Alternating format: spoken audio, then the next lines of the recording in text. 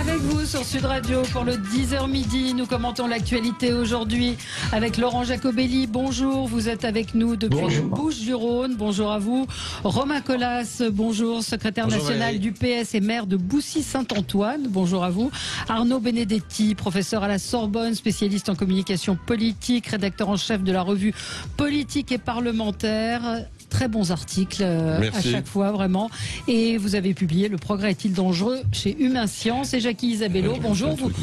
Pardon. Bonjour. Non, j'allais rajouter qu'on vient de sortir notre dernier numéro de la revue Politique et Parlementaire consacré au général de Gaulle. Et Jackie Isabello qui participe de temps en temps à la revue Parlementaire. Oui, membre du comité éditorial, exactement, de l'excellente revue. Communicant et cofondateur de l'agence Coriolink. Donc vous êtes très nombreux à réagir depuis ce matin à propos de cette statue de Colbert qui a été taguée devant l'Assemblée nationale.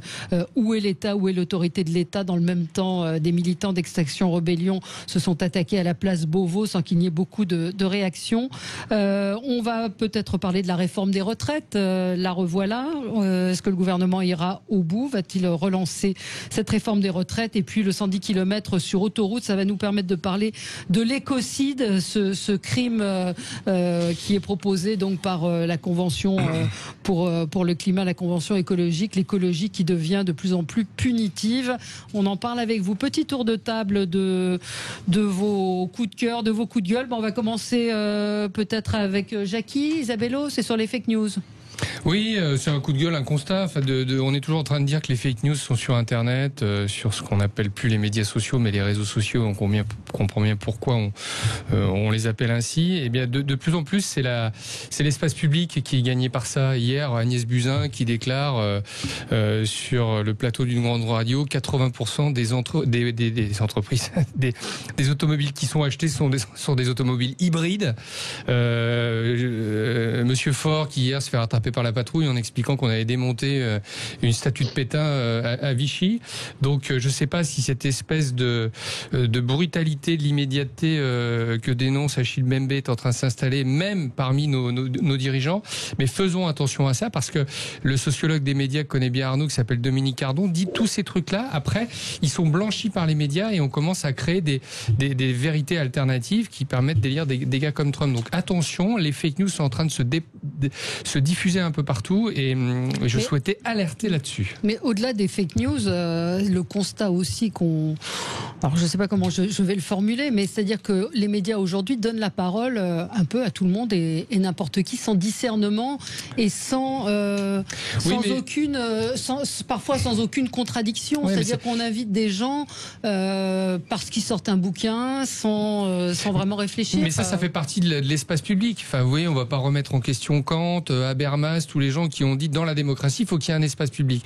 Le problème que vous soulignez, c'est qu'il faut être en capacité de réfuter les propos qui sont avancés par des gens dont la construction intellectuelle du propos est absolument ahurissante. Et on le verra peut-être avec Colbert. Mais donner la parole à ces gens-là, heureusement qu'on ne désigne pas les intellectuels. C'est pour ça que je disais, je ne le formulais pas très bien. C'était où on a Assa Traoré qui parle toute seule, où on a la veuve de Monsieur Chouviat. Encore, on n'a pas les conclusions, qui est invité partout sur tous les plateaux. Il n'y a pas de policiers en face, ou très peu. Donc c'est un peu ça. C'est l'interview pour l'interview, quoi. Je sais pas. Non, les fake news, si vous voulez, c'est pas un phénomène qui est nouveau. C'est pas lié d'ailleurs aux réseaux sociaux. Il y a une caricature, je crois, de 1895 ou 1896, je sais plus dans quel journal américain, qui emploie l'expression fake news au moment de la généralisation de la presse de masse. Mais si vous voulez, la fake news, c'est rien d'autre qu'une des figures multiples de la désinformation. Ça s'inscrit dans cette histoire. Mais ce qu'il y a de nouveau, fondamentalement, et ce qui pose le problème, c'est qu'aujourd'hui, vous avez de plus en plus de contenus qui circulent. Oui. Mais dans le même temps, vous n'avez pas les moyens de décryptage qui sont associés à la circulation de ce contenu. Donc vous avez un hiatus qui se crée, donc vous avez forcément une production de ce qu'on appelle des vérités alternatives, je veux dire, qui est beaucoup plus importante. Donc c'est le temps qui manque, vraisemblablement, pour décrypter. Quant à la prise de parole de gens qui ne seraient pas toujours, disons, autorisés à s'exprimer dans les canons académiques, je suis pas sûr que ça soit fondamentalement nouveau en l'occurrence, mais c'est vrai que, si vous voulez, aujourd'hui, les phénomènes de désintermédiation qu'on connaît bien grâce aux réseaux sociaux permettent une expression beaucoup plus libre que par le passé, et toute parole finalement devient égale à une parole qui est plus, j'allais dire, fondée scientifiquement ou académiquement. Alors Romain Colas, et puis après Laurent Jacobelli, qui a sûrement des choses à dire également. C'est pas toujours facile en Zoom de vous intégrer quand vous êtes à distance. Laurent, alors, on avait échangé sur ce sujet il y a quelques mois dans ce studio. D'abord, il ne faut pas confondre fake news et le fait qu'il puisse arriver qu'un responsable public ou pas un responsable public dise une connerie, ça peut arriver.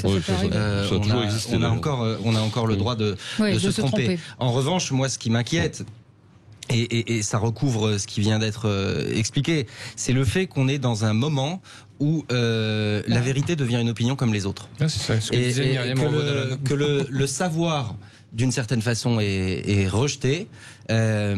Tout ça est illustré d'ailleurs par la crise de confiance dans les élites, que celle-ci soit politique, médiatique ou encore scientifique. J'avais évoqué une fois dans ce studio un sondage qui m'avait stupéfait sur la baisse de confiance dans les médecins. C'était avant d'ailleurs l'épisode du Covid. Mais quand vous avez une population qui commence à considérer que ceux qui sont les sachants sur leur santé, quand on connaît d'ailleurs les progrès qui ont été accomplis en matière d'espérance de vie, de confort de vie par la médecine, on a de quoi s'inquiéter sur le mouvement que traverse notre société, qui est un mouvement d'ailleurs qui est relativement global. Quand on voit ce qui a pu se passer aux États-Unis avec des conséquences qui peuvent aller jusqu'à à une élection présidentielle fondée sur des fake news, en tout cas pour partie, on a de quoi s'inquiéter. Et oui, il y a un rôle de recul nécessaire des médias, mais je rejoins ce qui vient d'être dit. On manque d'outils à une heure où on est bombardé par des informations ou des supposées informations pour être en capacité de les décoder. Et puis on est dans la culture du buzz. On regarde pas ce qui est vrai, on regarde ce qui fait le plus grand nombre de retweets ou de likes. Laurent Jacobelli. Oui, je pense que tout ce qui a été dit sur les fake news, les vraies fake news par les différents intervenants est frappé du sceau du bon sens. Moi, j'aimerais quand même soulever un point. C'est qu'est-ce qu'une fake news? Oui, c'est ça, parce que vous venez de dire vraie fake news. Vraie fake news, c'est un oxymore. Oui, je sais, mais je l'ai fait exprès parce que justement, ça annonçait mon raisonnement. Il y a des vraies fake news. Si demain j'annonce sur Internet la Terre est plate, je pense qu'on a les moyens de dire, sans beaucoup d'erreurs, fake news. Si je dis l'Union européenne dessert les intérêts des Français, est-ce une fake news ou est-ce un délit d'opinion? Et mon problème, il est là. C'est que beaucoup, notamment dans le pouvoir en place, de personnes se servent du fait qu'il y ait des fake news avérées, on va le dire comme ça, pour vouloir restreindre le champ de la liberté d'expression. On l'a vu avec la loi Avia, et il y aurait pire encore que de laisser se divulguer des fake news, c'est d'instaurer une vérité d'État qui deviendrait la référence, l'étalon de ce que l'on a le droit de dire, et que tout ce qui en sort est la fake news. On a vu aussi cette tentative de contrôler les informations par l'AFP, et ça c'est très grave. Donc oui à la liberté d'expression, non au téléguidage de l'opinion. En revanche, évidemment, le boulot des journalistes, des leaders politiques, des leaders d'opinion, c'est de dénoncer les fake news, mais qu'il n'y ait pas tout un arsenal judiciaire et juridique derrière pour empêcher la liberté d'expression. Et j'ai un peu l'impression que malheureusement, il y a cette tentation dans le gouvernement actuel. Alors, mais je rejoins ce que vous dites, c'est-à-dire que c'est vrai que le problème, c'est que les fake news, c'est souvent, d'une certaine manière, une stigmatisation de l'opinion publique. Mais quand même, dans l'histoire, ce qu'il y a de plus grave, ce sont les mensonges d'État, en l'occurrence. Et ça, il faut insister là-dessus. Je rappelle, il y a un mensonge d'État qui, quand même, a conduit à une deuxième guerre en Irak en 2003, qui constitue, quand même un fait historique majeur. C'est-à-dire qu'on a toujours tendance à penser que les fake news sont véhiculés par des courants d'opinion, des groupements politiques. Bon, c'est vrai aussi, c'est une réalité. Mais les pires mensonges sont les mensonges d'État, et on ne le dit insuffisamment aujourd'hui. Regardez sur le Rwanda ce qui se passe. On a arrêté le financier du Rwanda. N'oublions pas quand même que de grands journaux de référence ont blanchi dans leurs pages des théories aujourd'hui qui sont totalement réfutées par les experts du dossier. Ça a été. Et puis quand Arnaud disait que ça datait pas d'hier, si ça intéresse vos auditeurs qui relisent Léo Taxi, le fin du 19e siècle, qui s'est fait une fortune en publiant des tas de trucs, en racontant des contre-vérités hallucinantes. Citizen Kane qui a fait croire aux Américains que les États-Unis étaient envahis par les Martiens pour leur dire finalement vous gobez tout ce qu'on vous dit. Mais le problème c'est que maintenant elles sont plus diffuses. Donc quand ça commence à être diffus et qu'on ne sent plus la douleur, ça veut dire que ça s'est totalement installé. Et c'est là où il faut s'interroger. Et pour finir, interroger l'école. Ouais. Parce que l'école est censée vous construire pour que vous soyez en capacité de comprendre comment se fait la vérité. Ah bah, bon courage, hein. Puis c'est pas en 3 mois de non-école qu'on va améliorer. Allez, c'est un coup de gueule qui nous a fait beaucoup parler. Le problème, c'est que tous vos coups de gueule vont susciter du débat. Romain, il y a un petit écho. Romain et Arnaud, vous avez sensiblement le même. C'est à propos du tripatouillage électoral, la modification du calendrier des régionales. Vous êtes directement concerné, Romain. Nous n'étions pas. Alors, on n'est pas du tout concernés. Romain Colas, oui, Emmanuel Macron a reçu hier le président du Sénat, les présidents du groupe au Sénat et des groupes politiques, pardon, et il a confirmé ce qui avait fuité dans la presse à l'issue d'un entretien avec Renaud Muselier, confirmer sa réflexion en cours pour décaler les régionales. Et puis l'apport de cette réunion d'hier, c'est qu'il envisage aussi de décaler les départementales, arguant d'un motif, c'est que on aura besoin des collectivités pour porter un plan de relance de l'économie et que d'une certaine façon, il faut décaler le calendrier démocratique pour leur permettre qu'elles s'engagent pleinement. Moi, cette façon d'opposer l'économie et la démocratie, de dire que les deux sont antagonistes, je le conteste formellement. La preuve en est d'ailleurs que il y a 5000 municipalités, et pas les plus petites, dans lesquelles on va choisir les élus dimanche. Ces municipalités, elles étaient dans un entre-deux tours, très original, je n'en disconviens pas, mais elles ont fait le boulot pour gérer la crise. Ça n'a pas empêché, le fait qu'on soit dans un processus électoral n'a pas empêché les collectivités de prendre leurs responsabilités. Donc je crains et je suppute même que la volonté d'Emmanuel Macron, c'est pas de relancer l'économie au travers de ce tripatouillage du calendrier électoral, c'est de se relancer lui-même et d'essayer de s'éviter une débâcle comme ce sera le cas au municipal à l'issue du second tour, une débâcle au cantonal, enfin au départemental et une débâcle au régional. Et moi, ce fait du prince, cette volonté personnelle qui vise encore une fois, et c'est très pernicieux, à dire que la démocratie c'est quand on a le temps et quand ça va bien, est extrêmement contestable. Oui, Arnaud. Non, mais je vais prolonger ce qui est dit, c'est que quand de toute façon l'acte du vote, c'est un contrat. C'est un contrat, et dans ce contrat, il y a un facteur temps. C'est-à-dire que vous déléguez le pouvoir à un élu pour un temps donné. Et au-delà de ce temps donné, on revote, en l'occurrence, pour choisir éventuellement ou reconduire un responsable. Donc cette rupture de temporalité politique, c'est une rupture du contrat démocratique. Donc je pense qu'il ne faut pas tripatouiller l'agenda électoral, sauf dans des circonstances tout à fait exceptionnelles. Mais là, en l'occurrence, alors la manip, à mon avis, il y a un deuxième aspect c'est que en effet, Emmanuel Macron a un problème d'implantation territoriale avec La République En Marche, les élections municipales le démontrent cruellement. Bien le fait, ça veut dire qu'en 2022, dans cette hypothèse, on va voter aux élections présidentielles, on va voter aux élections législatives, on va voter aux élections régionales et on va voter aux élections départementales. C'est-à-dire que si je fais le calcul, on aura 8 tours. Voilà, donc 8 élections successives. Mais le calcul qui est fait, en fait, c'est un calcul, Emmanuel Macron se dit, si je suis réélu, c'est un moyen, finalement, de réussir une implantation territoriale que je n'ai pas réussi jusqu'à maintenant, parce qu'on sait très bien que le calendrier présidentiel, le calendrier de l'élection présidentielle aura un impact, d'abord sur l'élection législative, et il aura aussi un impact sur les élections régionales et sur les élections départementales.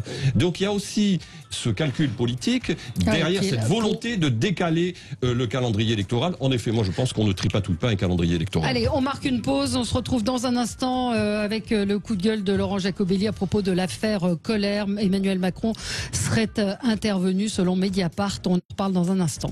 Avec vous pour commenter l'actualité sur Sud Radio entre 11h et midi. Alors Laurent Jacobelli, on vous a pas entendu sur votre coup de gueule. Peut-être juste un mot quand même, vous êtes concerné par ce qu'évoquaient Arnaud Benedetti et Romain Colas sur le tripatouillage électoral des régionales.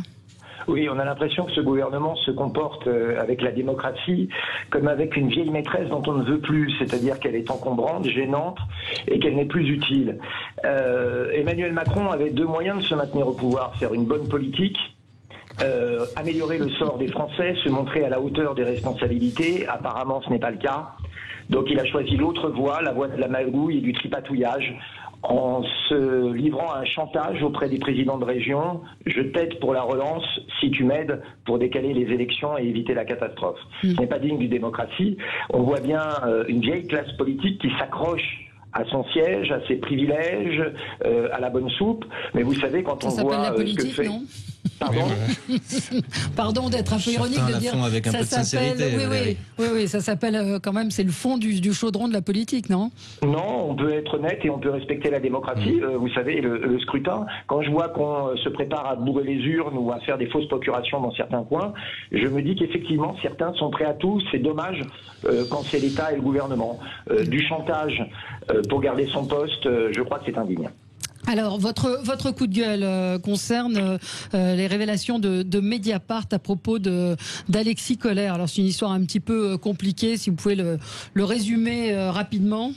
Oui, très simplement, Alexis Kohler est secrétaire général de l'Élysée. C'est un poste qu'on connaît peu, mais c'est quelqu'un qui a un rôle essentiel dans notre République, qui est finalement pratiquement, j'espère que je ne vais pas choquer en disant ça, mais un président bis, c'est-à-dire qu'il organise tout autour du président, il l'aide dans toutes ses décisions, il les met en place. Donc c'est vraiment un homme de l'ombre, mais un homme excessivement important. Il se trouve que notre secrétaire général de l'Élysée aujourd'hui, M. Kohler, a des liens familiaux qui ont été aussi salariaux avec un grand croisiériste, MSC Croisière, on peut le citer, qui est une société italo-suisse, et qu'il a été à des postes où il a pris des décisions, ou contribué à prendre des décisions qui ont aidé ce groupe avec lequel il avait des liens financiers.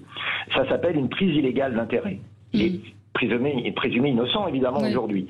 Ce qui est choquant, c'est que le président de la République ait écrit lui-même au procureur pour faire en sorte qu'on cesse d'embêter son petit protégé. Et ça, c'est gênant. C'est gênant parce que le rôle d'un président de la République, c'est pas de défendre son clan coûte que coûte. Le rôle d'un président de la République, c'est pas de faire d'un Benalla ou d'un Kohler quelqu'un qui est au-dessus de la justice. Non, son rôle, c'est de faire respecter la justice. Personne n'est parfait. On peut tous avoir dans notre entourage des gens qui ont enfreint la loi sans qu'on le sache. Notre devoir, c'est de laisser la justice se faire. On protège les amis et ça arrive au moment où on s'aperçoit que la justice attaque les ennemis politiques. Et il y a un deux poids deux mesures qui est inacceptable. Marine Le Pen et le Rassemblement national, on a malheureusement l'habitude de ces mises en examen qui arrivent 2 à 3 mois avant les élections, systématiquement. Ensuite, il y a relax quand plus personne n'en parle, mais en tout cas, ça a lieu. On a vu comment la justice a été sévère avec M. Mélenchon quand il a prononcé ses paroles « La République, c'est moi » et qu'il a empêché, en tout cas essayé d'empêcher les policiers de faire une perquisition. On l'a vu avec François Fillon.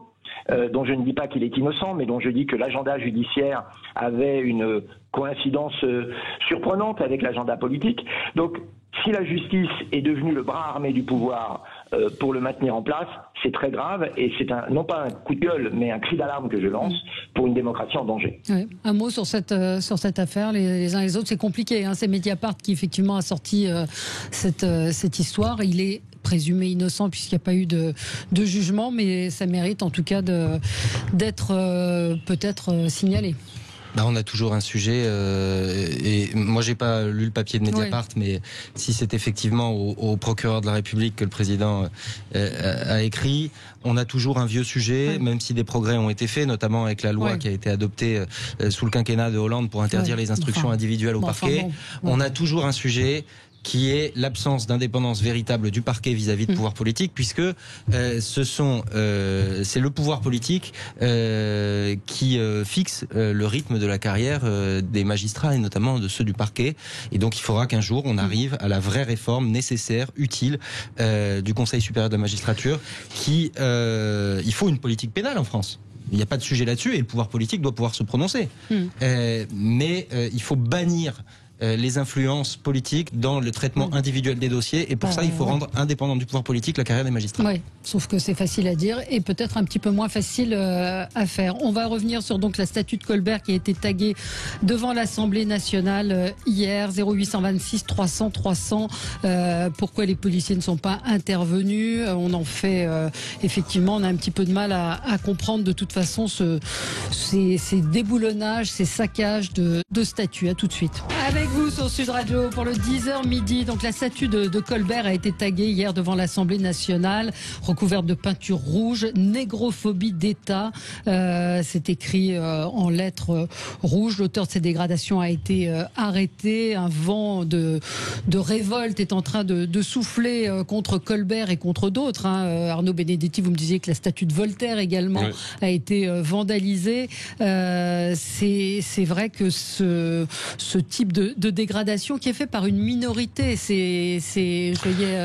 alors d'abord, premier point, je crois que ce qu'il faut dire, c'est que l'histoire est une matière complexe, qu'il ne faut pas juger avec les lunettes du présent. D'ailleurs, je ne vois pas ce qui nous autorise à nous autres, qui sommes les héritiers de l'histoire, de juger les comportements, et en tout cas les comportements qui sont très lointains au regard de ce que nous sommes et de la sensibilité présente. Donc, vous savez, les Républicains avaient inventé quand même quelque chose sous la Troisième République, Jules Ferry notamment, les Républicains qui étaient les héritiers de la Révolution, qui a fonctionné et qui a permis d'une certaine manière de socialiser politiquement des tas de petites Françaises et de petits Français. Ça s'appelait l'histoire de France à travers une forme de récit national où on assumait cette histoire de France dans toute sa complexité et dans toute sa diversité. Les Républicains assumaient la monarchie. Les Républicains assumaient Jeanne d'Arc. Les Républicains assumaient toute l'histoire de France, comme d'ailleurs Napoléon l'avait fait. Napoléon disait « J'assume l'histoire de France de Clovis jusqu'au comité de salut public ». Et ce récit mémoriel, qui correspond à une certaine vision de l'histoire, certes, c'était un récit qui participait finalement au fait qu'on adhère à une communauté nationale. Et la communauté nationale, en France, c'est une communauté qui fait fi des origines, fait fi des communautés. Je rappelle que la Troisième République a eu une politique extrêmement dure, il faut s'en souvenir, vis-à-vis des communautés régionales à l'époque. On interdisait aux petits Bretons de parler breton, on interdisait aux petits Corses de parler corse. Donc la Troisième République était profondément assimilationniste. Et dans l'assimilationnisme, il y a en effet l'acceptation de l'histoire de France dans sa diversité et dans sa complexité. S'attaquer à Colbert aujourd'hui, ça n'a strictement aucun sens. Ça n'a strictement aucun sens, parce que d'ailleurs même le Code noir, dont il n'est d'ailleurs pas le signataire, puisque c'est son fils qui l'a signé, et même sur le plan historique, je sais ce que je vais dire va choquer, mais peu importe, sur le plan historique, constitue un progrès. constitue un progrès, puisque finalement l'esclave n'est plus considéré comme un bien meuble d'une certaine manière, mais comme une personne. Donc en l'occurrence, si vous voulez, ça n'a même pas de sens. Je veux dire, ce que vous dites aujourd'hui, mais ce n'est pas recevable. La vérité historique, la vérité factuelle est parfois incorrecte politiquement. Je vais vous citer un tweet de notre confrère Alexandre de Vecchio du Figaro. Il dit: contrairement à ce qu'avait prédit Tocqueville lors d'un voyage aux États-Unis, le vrai danger de notre époque n'est pas la tyrannie de la majorité, mais bien celle des minorités. Ce sont des minorités aujourd'hui qui sont là et dont on parle. C'est vrai que avec Juliette, avec qui nous préparons l'émission, elle me dit mais on leur accorde de l'importance. En même temps, les gens réagissent, sont choqués. Alors, sont choqués par deux choses. Sont choqués par le fait qu'on s'en prenne au statut, mais également par ce manque d'autorité de l'État. Et beaucoup de nos auditeurs nous disent ça aurait été les gilets jaunes, ils se seraient fait gazer, matraquer. Alors, force est de constater une certaine impunité. Force est de constater que le président de la République, dans son discours il y a 10 jours, a été assez explicite et assez clair sur cette défense de l'histoire de France. Oui. Il faut porter ça à son crédit. Hier, on a pu voir des gens impunément saccager cette statue devant des caméras, et on a pu voir également des gens d'Extinction Rebellion s'enchaîner place Beauvau, aller déverser de la peinture rouge aux pieds des policiers qui n'ont pas bougé. Et moi, je dois dire que ça m'interroge. Je trouve ça très choquant. Arnaud pardon. J'aime bien ce prénom. Je vais peut-être revenir un peu en arrière par rapport à ce que je disais tout à l'heure. Ils essayent de nous faire rentrer, ces gens-là, ils essayent de nous faire rentrer dans quelque chose qui est un poison. société occidentale, elle repose, comme je le disais tout à l'heure, sur le fait que on est logique, on construit un discours à partir d'une argumentation qui peut être réfutée. Et sans revenir à Socrate, à l'époque, il éduquait les jeunes parce qu'il disait en face, il y a des sophistes, ces gens qui font du pipeau. Et eux, ils vous vendent des trucs, sauf que leurs idées sont des fausses idées. Et ça a mis la démocratie en crise. On est exactement là-dedans. C'est-à-dire qu'aujourd'hui, il faut même pas rentrer dans ce débat. Il faut même pas rentrer dans ce débat parce qu'à partir du moment où on rentre dans ce débat, eh bien, on va leur permettre de déployer des arguments qui sont des arguments sophistes parce qu'ils n'ont aucun fondement d'un point de vue de la logique, mais par contre, ils s'écoutent. Et comment ils procèdent? Par effet rhétorique métonymique, c'est-à-dire qu'ils prennent un petit bout et ils en font une masse. Ils vous disent, ah, le code noir. Alors, le code noir, attention, il a été promulgué par Louis XIV et Louis XV. C'est une bonne idée, c'est deux salauds, on détruit Versailles. Voilà, ça c'est ma proposition, Valérie. Vous voyez, c'est ça le sophisme qui est en train de s'installer. Mais si vous partez de ce point de vue-là, c'est pas possible. Et à partir du moment où on met le doigt dans leur raisonnement, eh bien, on est happé. Il faut même pas en parler. Et là où vous avez raison, c'est que l'État est arrivé à un niveau de faiblesse qu'il n'est pas en capacité, comme papa et maman le soir, qui des fois par rapport à des caprices de leurs enfants, dire on arrête de parler de ça, ça suffit, on n'est plus en capacité de le faire. Et je pense qu'il faut même pas mettre le doigt dans ce débat. Vous voyez, Arnaud, quand il dit c'était un progrès, hop, on va remettre de l'huile dans la machine, on va leur permettre de dire mais comment ça, le code noir, un progrès. Enfin là, historiquement, on est quand même, on peut encore dire les faits sur le plan historique. Oui, mais tu as totalement raison sur le point de vue historique. Il y a Boulier-Boutan qui au Collège de France a expliqué qu'on avait supprimé l'esclavage, non pas pour faire plaisir aux gens, mais parce que économiquement c'était devenu une aberration. Et il y a des économistes qui ont fait des tas de travaux en montrant la même chose aux États-Unis. C'est pas entendable. Et les gens qui nous écoutent, ils sont pas en capacité de se dire comment on construit une vérité. Le piège qui nous tend, qui est un piège sophiste, on tombe dedans et finalement on fait de la promotion de leurs idées, vous avez... Parce que pour le reste, on n'est pas en capacité de les réfuter. Moi, c'est ça qui m'inquiète, comme sur les fake news, comme sur ce débat de Floyd Traoré qui a traversé l'Atlantique. C'est terrible. Hein. On va en dire un mot. Laurent Jacobelli. Oui, il y a toujours eu des dingues et des tordus qui représentent une ultra-minorité. Le problème, c'est que cette fois-là, on les laisse faire et on leur donne la parole, comme s'ils étaient des interlocuteurs raisonnés, raisonnables. Quand 20 000 personnes, indigénistes, racialistes, défilent en dehors de toutes les lois, en dehors de toutes les normes sanitaires, au moment d'ailleurs où on demande aux Français de ne pas le faire, et crient que les flics sont des sales pauvres, on les laisse faire. Comment voulez-vous qu'on y comprenne quelque chose et comment voulez-vous qu'ils s'arrêtent?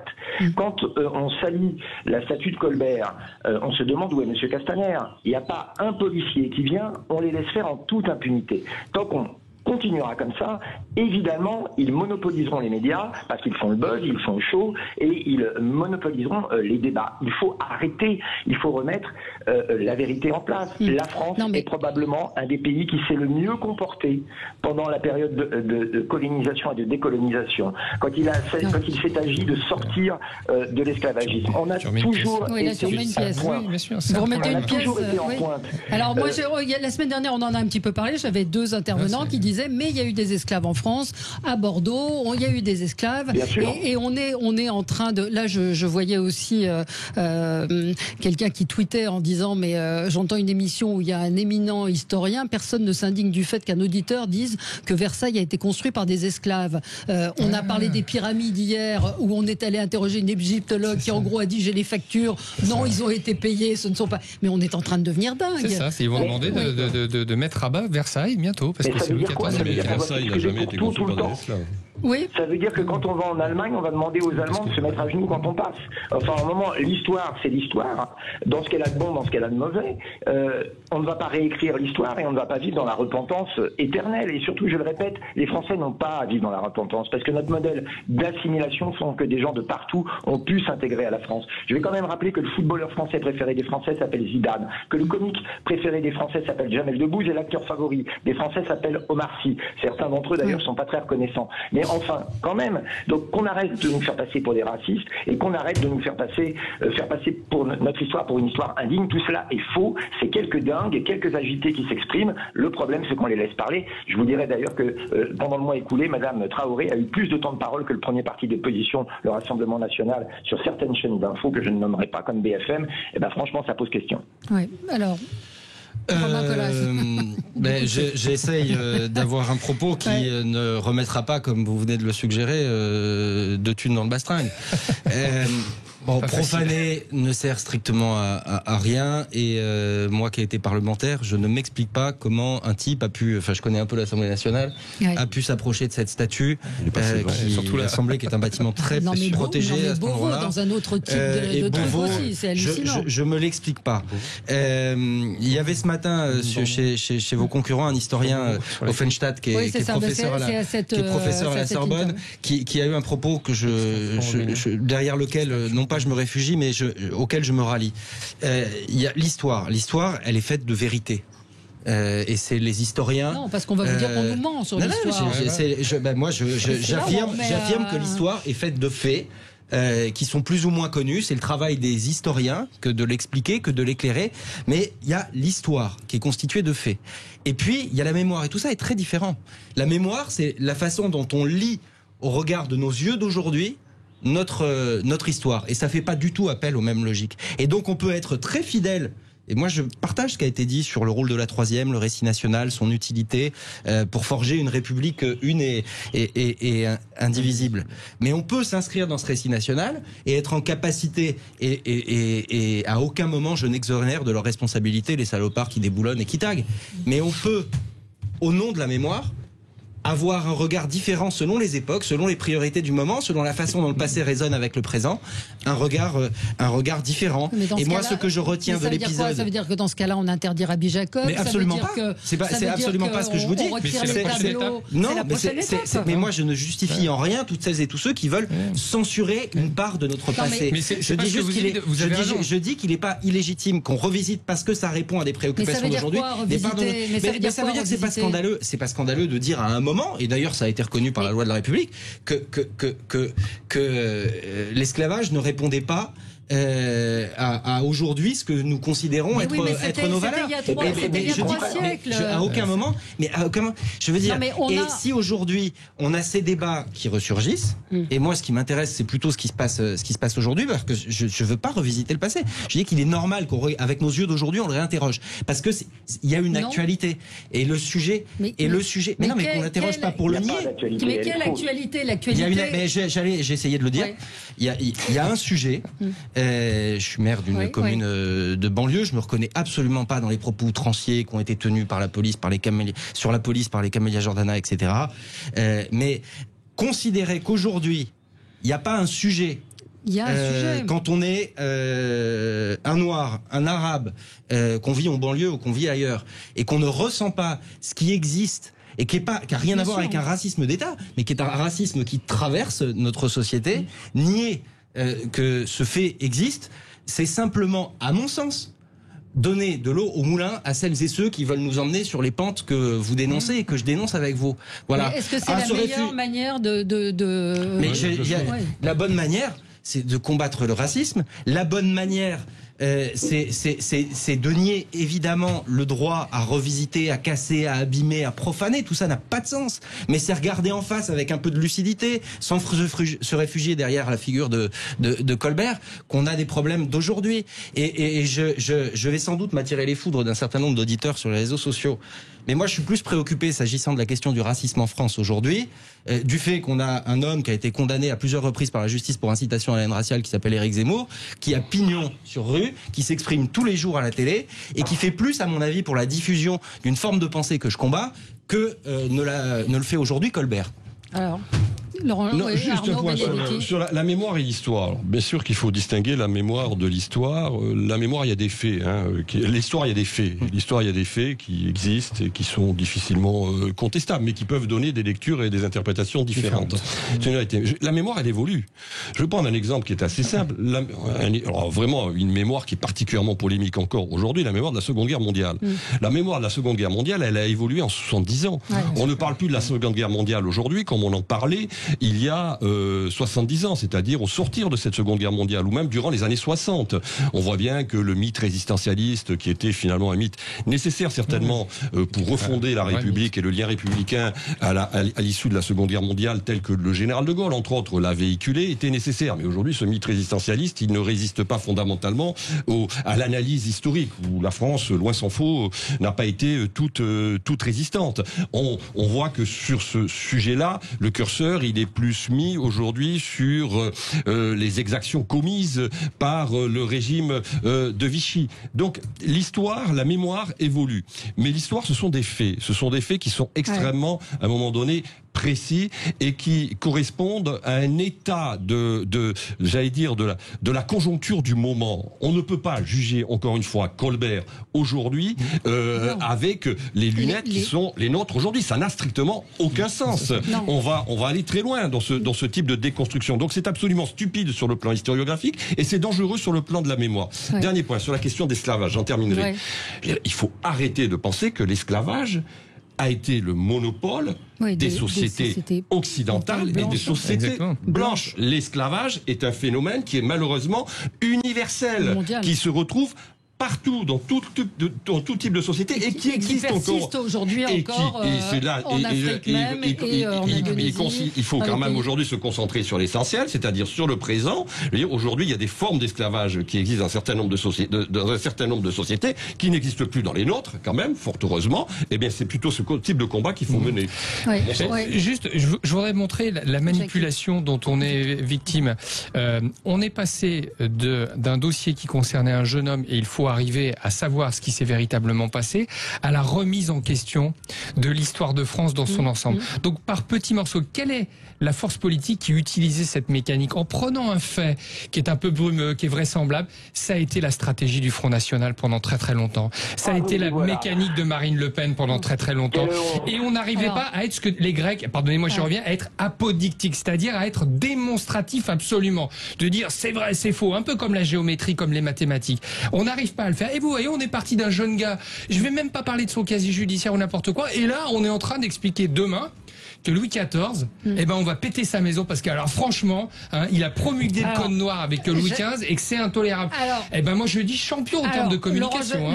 Laurent Jacobelli va vous répondre, et puis peut-être aussi à un auditeur qui nous dit oui, mais s'il y avait une statue d'Hitler et qu'on demandait le déboulonnage de cette statue, vous seriez les premiers à critiquer les faits pour critiquer l'histoire.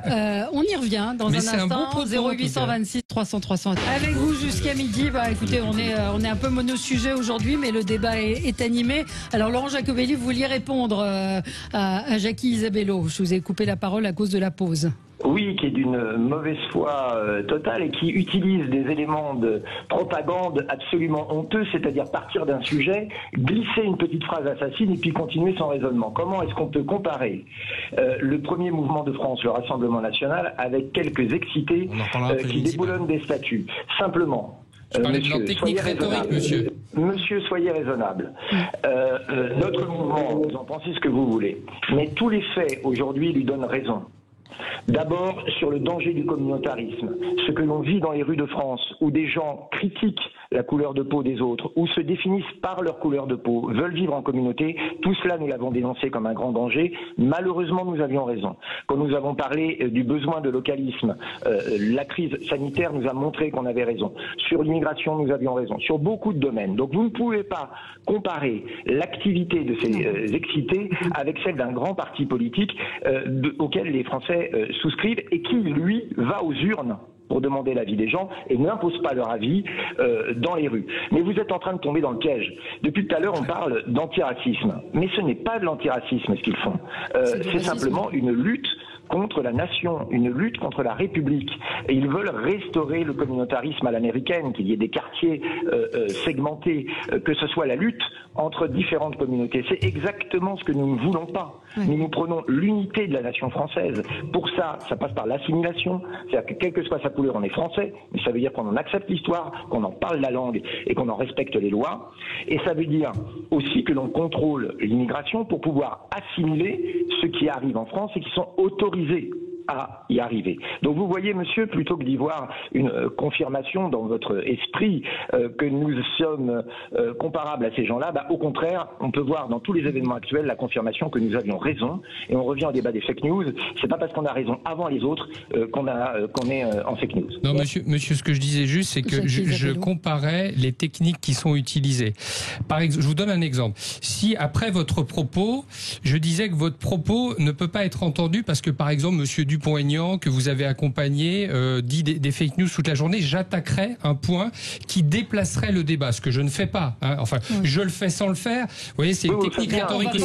Je disais juste que le Front National est copié par ces gens-là pour pouvoir conquérir l'opinion dans les médias. Je ne me permettais pas de commenter ce qu'est le premier parti de France aujourd'hui. Et ne le faites pas, parce que sinon je vais être obligé de faire mon métier qui est d'utiliser de la rhétorique pour casser la discussion. Je veux pas le faire. Je comparais juste les techniques, et les techniques, elles sont vraiment analogues. On pourra en reparler hors micro si vous le souhaitez. Je confirme, monsieur, que vous dites n'importe quoi. Vous en reparlerez hors micro. L'État, aujourd'hui, est bien silencieux, même si, effectivement, vous l'avez souligné, Arnaud Benedetti, le président de la République, a dit on ne déboulonnera pas les statuts.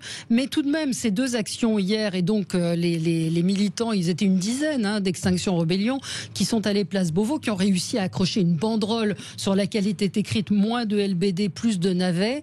Oui. Donc l'explication des navets, c'est que Extinction Rebellion, c'est pour l'écologie, c'est plus de ces pensées à l'alimentation de demain. Ils ont déversé du sang, enfin du faux sang aux pieds des policiers qui étaient là. Ils se sont enchaînés aux grilles de Beauvau. J'ai vu le syndicat des commissaires de police qui dit et à quand s'asseoir sur les genoux de Christophe Castaner. C'est quand même, pour le coup, ça interroge. Alors peut-être Romain Collas. Oui, ça interroge. C'est pareil. Non, mais imaginez que ce soit des terroristes qui fassent ça. Non ? Oui, je suis pas certain. Le sentiment que j'ai, pour vous dire les choses très franchement, c'est le secteur est quand même très très sécurisé.